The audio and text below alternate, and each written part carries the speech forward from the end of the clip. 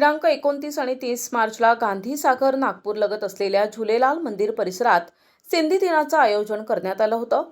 श्री झुलेलालजी यांच्या 1075व्या जन्मोत्सवानिमित्त प्रथम दिनी संरक्षक महंत ठाकूर मोहनदास तसेच अध्यक्ष रमेश जयस्वाणी यांनी दीप प्रज्वलन करून संत झुलेलाल यांच्या प्रतिमेला माल्यार्पण करत या महोत्सवाचा शुभारंभ केला. यावेळी वेशभूषा स्पर्धा, टॅलेंट स्पर्धा, मेहंदी स्पर्धा तसेच सिंधी व्यंजन स्पर्धा घेण्यात आल्या. सोबतच विद्यार्थ्यांद्वारा सिंधी नृत्य आयोजित केले होते.